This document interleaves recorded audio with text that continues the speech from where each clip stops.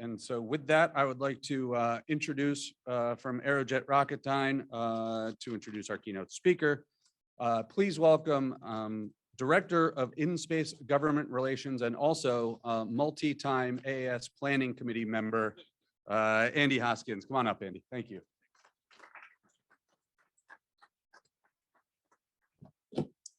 Thanks very much. Aerojet Rocketdyne is honored to support many of your missions with power and propulsion across the spectrum for civil, national security space, and commercial applications. From the 100 kilowatt space station power system to the MMRTG that will power Dragonfly, it's up there. From tactical solid rocket motors to hypersonic engines, from the RS-25 engines at the core of the SLS to small monoprop thrusters that allowed APL to target their DART mission so precisely that, as I say to school kids, its ballistic trajectory in the final 2 minutes was equivalent to launching a vending machine from beyond Boston and hitting your local high school football field between the 30-yard lines. We work to cover your needs from solar to nuclear power and from solid to hypersonic to monoprop, to biprop, to electric, and ultimately to nuclear propulsion. I'm pleased and honored to introduce Dr. Bhavya Lal. Dr. Lal is the Associate Administrator for NASA Office of Technology, Policy, and Strategy within the Office of the NASA Administrator. She provides executive leadership and evidence-driven advice to NASA leadership on internal and external policy issues, strategic planning, and technology investments. Dr. Lal also previously served as acting chief technologist of NASA and was the first woman to hold that position in NASA's history. Before her current role and in the first days of the Biden administration, she was also acting chief of staff of NASA, directing the agency's transition under the administration.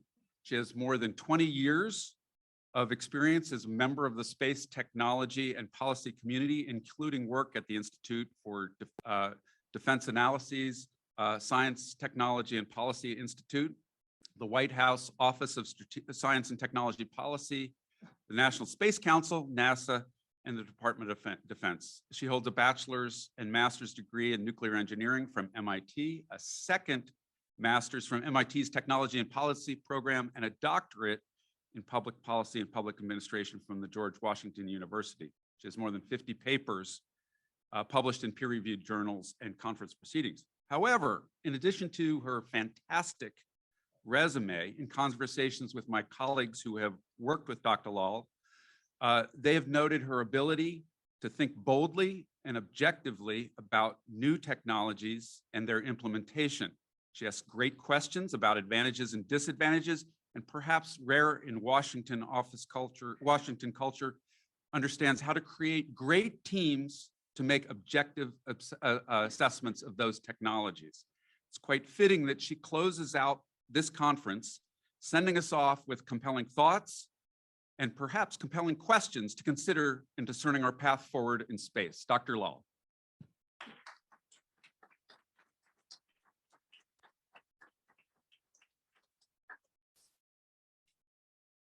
Thank you, Andy. Sorry about my mask. I'm getting over a bad cough. So I'll cough a little bit now and then, but hopefully not too much. And I have my little trusty water here.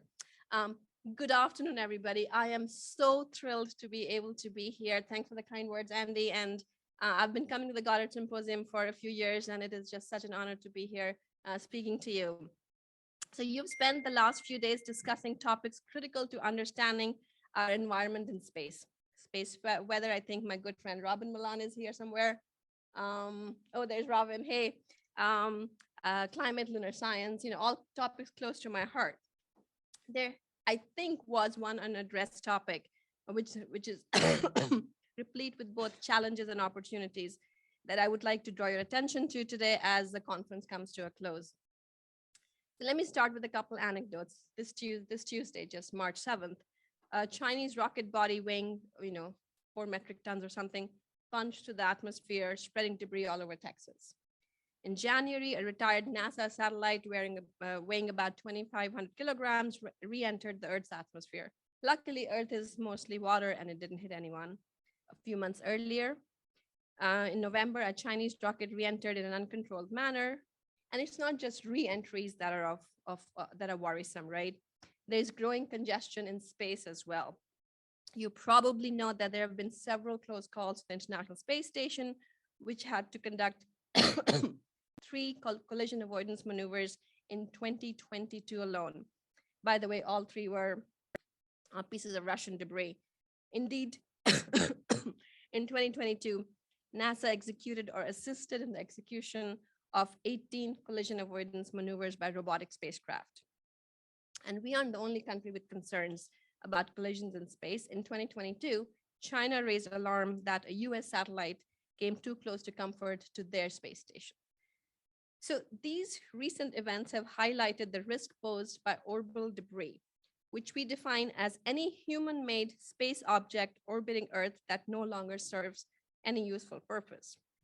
Since the beginning of the space age, debris has increased both in number and total mass and continues to grow. As most of you know, there's about 30,000 objects in space that are, that are large enough to be regularly tracked, and hundreds of millions of debris that are too small to reliably track their orbits, but may still damage or destroy spacecraft. With this preamble, let me get right to why I'm standing in front of you today. As a NASA office created to enable more focused leadership on technology, strategy, and policy in areas of highest importance to NASA, we think long and hard about emerging challenges related to space. In our first couple of years, we have focused on areas like Moon to Mars, the future of NASA, including issues like workforce. But we have also looked at space sustainability and specifically space debris as one of our emphasis areas. In my remarks, I will talk about, as Ed mentioned, the technology-focused report that has just come out of our office and seek your feedback. But let me start from the top. What is the challenge that we are talking about? The problem isn't that there's 30,000 pieces of debris in space or 100 million specks of dust that can collide with each other and other spacecraft. The challenge is that when one of these objects hits a spacecraft at 17,000 miles per hour kind of speed, equivalent to 10 times the speed of a bullet, those spacecraft can stop working.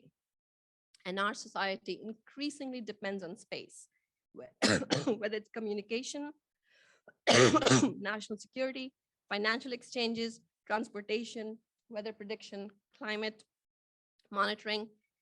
And as the amount of debris increases, and let's put a pin in that, it increases the cost of space operations by requiring efforts to shield against or maneuver around it.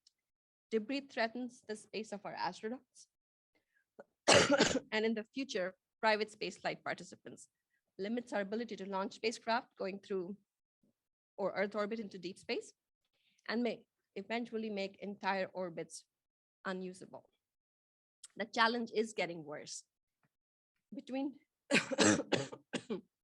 2000 and 2010, most of the new trackable objects in space resulted from debris generated by ASAT tests, Chinese, and a collision between a US spacecraft and a defunct Russian satellite. However, between 2010 and 2023, the proliferation of CubeSats and the deployment of large constellations of spacecraft have primarily contributed to the increase in the numbers of trackable objects, especially below 700 kilometers. We have doubled the number of satellites in space in the 10 years between 2010 and 2020. Private companies, SpaceX and OneWeb in particular, are leading this transformation. As of March 23, and these numbers change on a daily basis, two companies alone, SpaceX and OneWeb, have launched more than 4,500 satellites between them, about half the satellites in space today. These mega constellations are only growing in numbers. According to ITU filings, we may see as many as 430,000 satellites in the next many years. While these satellites will provide valuable services and expand the space economy, Their large number also means that even a small failure rate could generate a significant amount of debris. The good news is that we recognize the challenge. The bad news is, I think, that we are spending too much time admiring the problem and understanding the challenge and not taking enough action. Don't get me wrong, we do need to be intentional. The ready, fire, aim is not how we want to work. So, and actually there has been a lot of policy thinking. So for example, in 2021, the White House Office of Science and Technology Policy released the National Orbital Debris Research and Development Plan. Work, I'm proud to say, was led by NASA detailee Dr. Ezine Uzo-Okoro. White House laid out a national plan of R&D activities to support 3 essential elements of orbital debris risk management: limiting risk by design, improving tracking and characterization, and encouraging remediation. Also in 2021, the National Space Council released the administration's Space Priorities Framework that noted prominently that the United States prioritizes space sustainability and will increase its efforts to mitigate, track, and remediate space debris. Last year, 2022, OSTP released the National Orbital Debris Implementation Plan, which built on the R&D plan and offered coordinated actions for mitigating, tracking, and remediating debris. Debris issues are addressed in other administration priorities as well. The recently released OSDP in Space Servicing, Assembly, and Manufacturing National Strategy prioritizes sustainability of the space environment, encourages collaboration with commercial partners to support cost-effective space debris removal, and directs the government to explore incentives for emerging ISAM logistics in space manufacturing, servicing assembly manufacturing logistics providers to remove debris such as fee-for-service, credits, bounties, or prizes. The White House is thinking well beyond Earth orbit. The 2022 National Cislunar Science and Technology Strategy extends sustainability and debris policies into cislunar space. It supports development of best practices related to debris mitigation and minimizing the hazard of lunar landing ejecta in cislunar space and lunar orbit. And it extends SSA, space situation awareness capabilities, into cislunar space to help satellite operators avoid collisions with each other and with debris. At the agency level, sort of going below the White House level, there's activity as well. NASA is a very prominent player. We are a founding member of the Interagency Space Debris Coordination Committee, IADC. IADC established the first international consensus-based debris mitigation guidelines in 2002. NASA has been instrumental in supporting the US delegation to the United Nations Committee on the Peaceful Uses of Outer Space, UN COPUOS, to develop the COPUOS Space Debris Mitigation Guidelines in 2007, and the guidelines for long-term sustainability of outer space activities in 2019. NASA developed and has promoted the orbital debris mitigation standard practices, what's called ODMSP, within the international community. Within the US interagency, obviously we abide by it. The interagency is starting to, and we promote it in the international community. Within NASA, we are developing an agency-wide approach to space sustainability informed by these national policies. This includes a formation of an agency-wide working group that my office is a part of to identify challenges and develop potential solutions. After talking about my office, I want to acknowledge Katie McBriar and Amanda Hirsch. There's Amanda, who are here. So thank you for having all of us. So the agency-wide working group identifies challenges and develops potential solutions. NASA routinely funds orbital debris removal concepts through our NIAC program, SBIR program, STTR program, and the READY solicitations, the Space Technology Research, Development, Demonstration, and Infusion solicitations. Since 2011, NIAC has funded 6 early-stage research studies relevant to orbital debris mitigation and removal. In fact, just last year, STMD made awards to 2 companies for the commercial development of active debris remediation services. NASA isn't the only organization involved, obviously, FCC, the Federal Communications Commission, an independent agency, updated its regulations to commercial space operators in low Earth orbit to dispose of their satellites via atmospheric reentry within 5 years of the end of their mission. At OTPS, we are also collaborating with the Organization for Economic Cooperation and Development, OECD, to conduct research on the economics of space sustainability. We were contributors to the OECD publication, Earth Orbits at Risk, the Economics of Space Sustainability, that explores the financial impact of space debris and its mitigation. We are also funding research ideas from university-based teams that will analyze the economic, social, and policy implications of space sustainability. And I know there's university folks here, so I hope you will apply to our programs. Last year, we funded researchers at Middlebury College to create a model for debris environment analysis that accounts for the behavioral and physical drivers of orbital debris creation and collision risk reduction, particularly for use in analyzing satellite constellations. Finally, I'm thrilled to share that OTPS's senior analyst, Tom Colvin, and a team of analysts at OTPS have conducted a groundbreaking cost-benefit analysis study that analyzes the risks posed to satellite operators by orbital debris and compares them with the potential cost of remediation. The study identifies the most cost-efficient approaches to remediate the risks posed by debris and prioritizes promising remediation technologies. We are making this study available on our website today. In fact, it goes live right now. Amanda is in charge.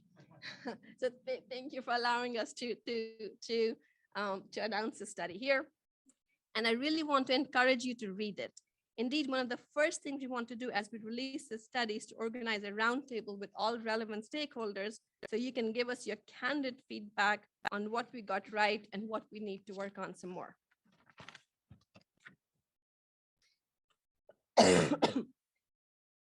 I want to give you a glimpse of the methods and findings of the report, and I hope it whets your appetite enough to go read it.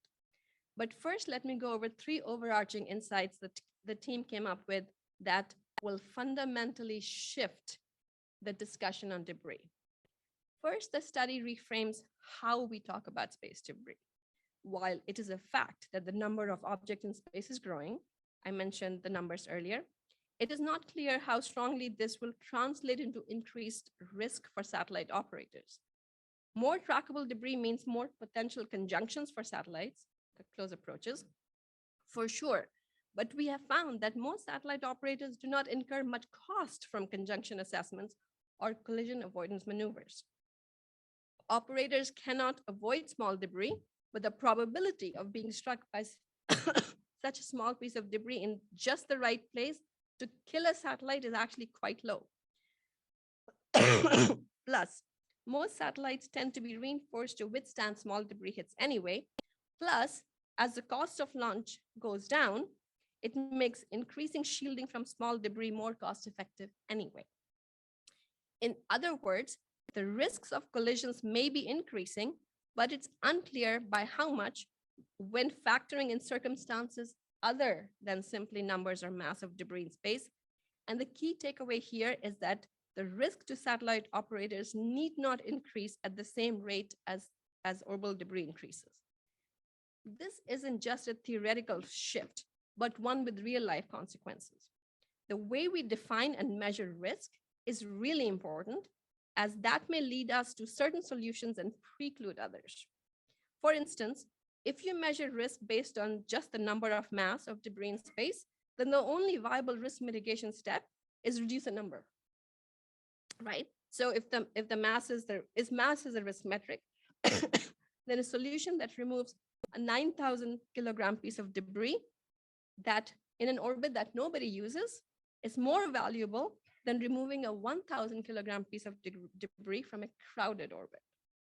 If the number of debris is the risk metric, then removing 2 pieces of debris from an orbit nobody uses is more valuable than removing 1 piece that is in a more crowded orbit.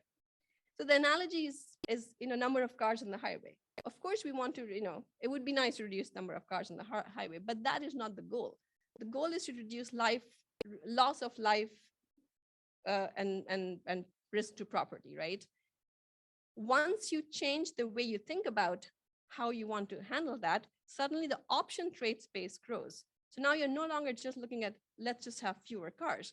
Now you're looking at, accident avoidance software on cars. You're looking at, crash, airbags, right? So it just, and the cost comes down. And that is the key, one of the key takeaways in terms of a shift in how we want to think about orbital debris. That is one of the contributions of our study. A second reframing is the choice of the time frame for risk analysis. One conceptualization drives one to certain conclusions and solution over others. For instance, if the time frame of interest is 1 to 100 years or beyond, which is typically how we've been talking about risk today, then any debris that is below about 800 kilometers will not be a factor in long-term risk. It naturally deorbits away.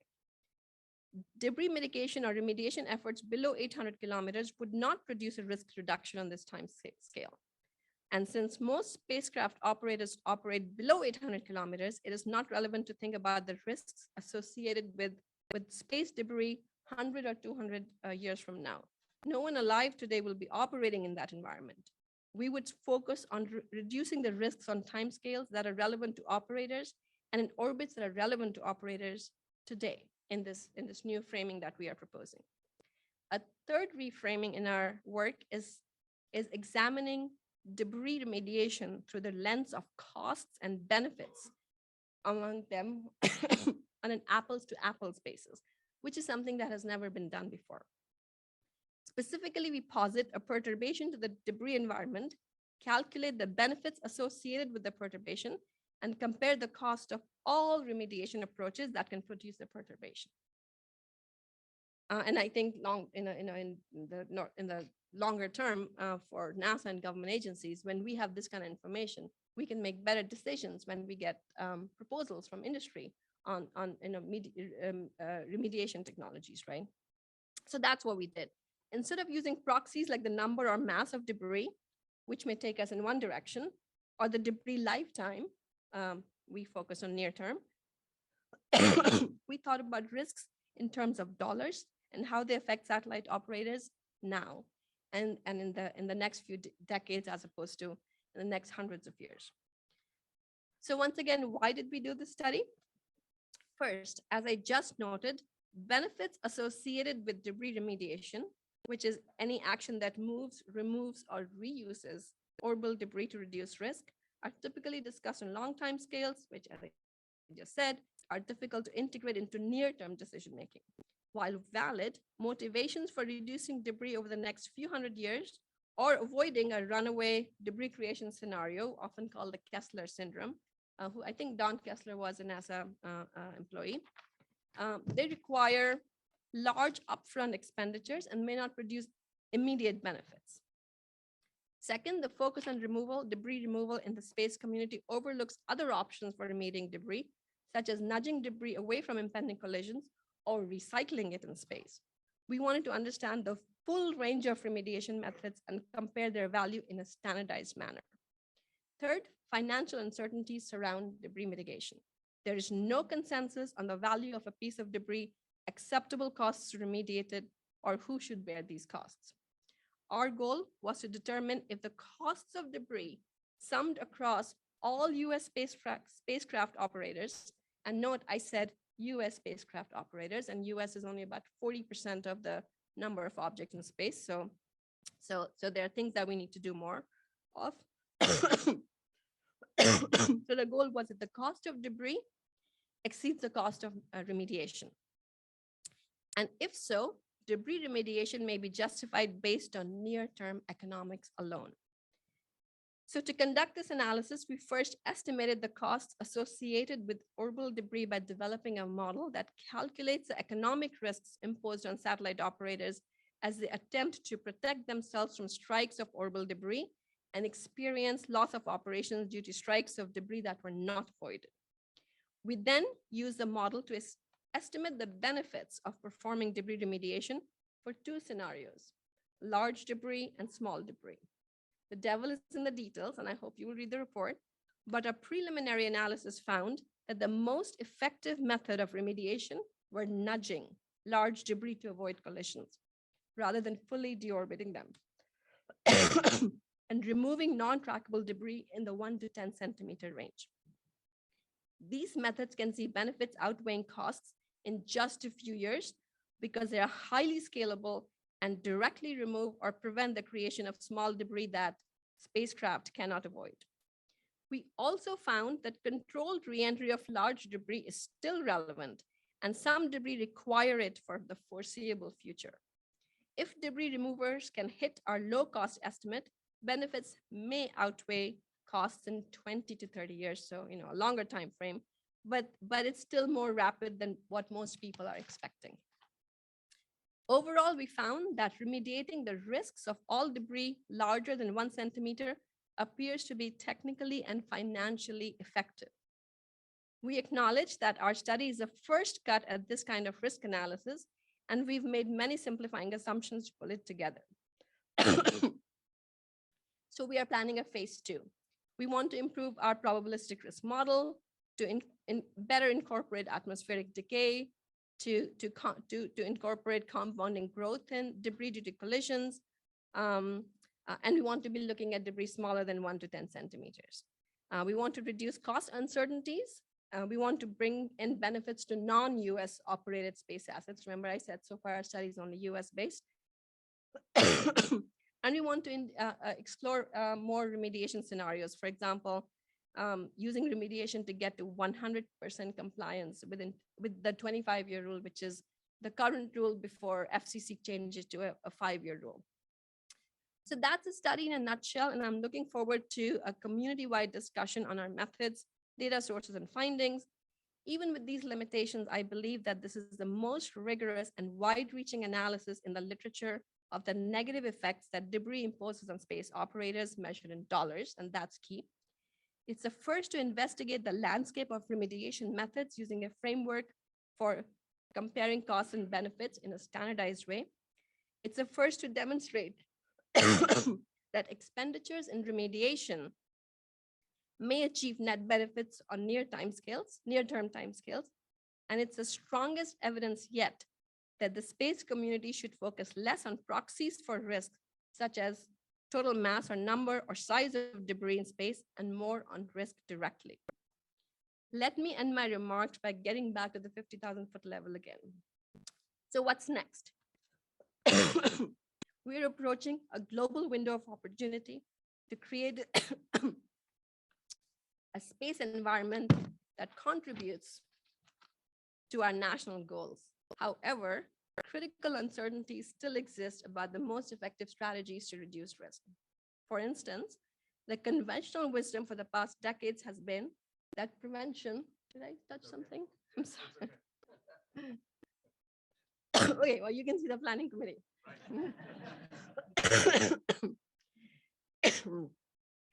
The conventional wisdom has been that prevention is more valuable than cure, that debris mitigation is more critical than remediation. This notion makes gut sense. There is a saying that an ounce of prevention is better than a pound of cure. We won't need drugs for curing diabetes if we exercise and eat right.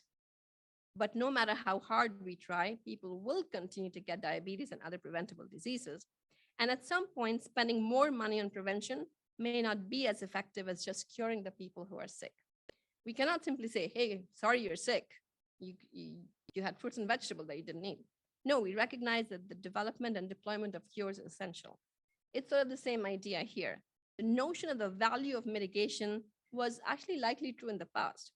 At some point, however, enhanced mitigation efforts will reach a point of diminishing returns. According to ESA estimates, about 95% of commercially operated satellites will deorbit within 25 years, either passively or by actively reducing their orbit. How much should industry spend to chase that remaining 5% is unclear. On the other hand, new techniques for debris tracking, and not just remediation, tracking, may produce significant breakthroughs that can reduce risks at a relatively low cost. The challenge is to assess the effectiveness of mitigation, tracking and characterization, and remediation quantitatively in a way that enables us to make apples to apples comparisons among risk reduction technologies. With such information, we can understand the most effective portfolio of risk reduction. So with that, let me end. I'm happy to take any questions and love a discussion, and please do read the report. And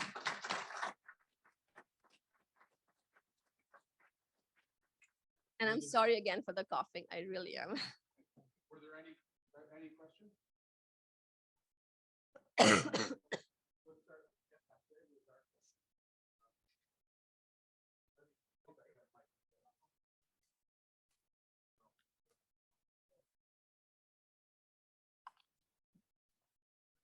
If I was in the astrodynamics community, and this is a huge issue in that community. And I'll just advertise that I believe that the Astrodynamics Specialist Conference, which is put on by the AAS, is coming up in Big Sky, Montana this August, and they have one twice a year. There are many other conferences that talk about this area. And I see that a lot of my colleagues from academia, Purdue, Texas, Colorado, and many others are very interested in this. And then there's a lot of companies that are popping up. Kehan Space, Leo Labs, Pioneer, and others that have been working on this. What are you doing to collect information and capabilities from academia and industry to help get them involved, because they've looked at a lot of this over the past decade or so, So all of RFIs these or others? Yeah. entities were involved in the study, in that we interviewed them, we got data from them. They are going to see the report at the same time as all of you. So they provided input. Now they get to see how we use the input. Our first step is to we are going to organize a roundtable, and we're going to invite everybody to the table, to the roundtable, and get their feedback, right? I mean, the report, the appendices, the spreadsheets, we're going to make everything public. Go ahead, shoot. I mean, we are here to learn together. And we are also going to involve them in phase 2 of the report, which fine tunes our models. Working? Yeah. I'm Dee Dee Healy. I'm Director of Safety and Mission Assurance at Goddard. I used to be at headquarters in OSMA. So thank you, Dr. Lal, for this great presentation. What could we do now in terms of perhaps the first 1, 2, or 3 things, low-hanging fruit, to, really affect the environment in terms of maybe design or actually going up and doing something now? Thank you. Right. So there's 3 pieces to debris, right? There is the upfront design, so we create less debris. Strengthening satellites, reinforcement that they don't get affected by debris. And there's technology ways to do it, and there's policy ways to do it, right? And I think we are working quite hard on all of it. So that's one bucket. The second bucket is tracking and characterization. We really do need to know where the debris is, much more precisely than we currently do, right? I mean, right now, the uncertainty bubbles we draw around each space object is so huge that we are needing to take conjunction maneuvering actions, sometimes even when we don't need to, and not doing them when we may need to. So we need to reduce our uncertainties. We need to better understand both the space environment and the debris environment. The third bucket is the remediation bucket that our report focused on. And up until now, remediation was sort of the third rail. We, it's expensive, right? Of course it's expensive. It's more, like I said, eating healthy is less expensive than taking medicine. Even from the COVID case, if we had all masked, we wouldn't need to develop vaccines and drugs, but we didn't, and we did, right? So it's just something that we gotta do. However, I think one of the things we found is remediation, especially if you increase the trade space by not just focusing on the size and number of degree and focusing on risk more directly, you open the aperture of the available option space. So now suddenly, in principle, you may not need to remove debris, you just nudge it out of the way, right? And that solves the problem, especially in the near term. So we just need to expand our trade space of approaches we take. Thank you so much. And I think a lot of us understand what it's like to give a talk when we're getting over a cough. So thank you so much for hanging in there with us. I get a chance to read a lot of the papers that just come out from Goddard because I work in the Office of Communication. And there have been 2 papers recently about the interestingly counterintuitive effects of global warming on space drag, that the atmosphere is actually sinking. And so I was wondering about, the heliophysics environment, and are partners in the industry even aware that in fact calculating the drag in the upper atmosphere is changing drastically as a component of global warming, the upper atmosphere is sinking. I saw that paper too. It was fabulous. I mean, I'm not sure what folks in industry know and don't, but one of the things we need to do is incorporate some of that changing environment in the models we build, especially within NASA. So this dynamic environment across the board needs to be integrated in all of the work that we do. Very important point.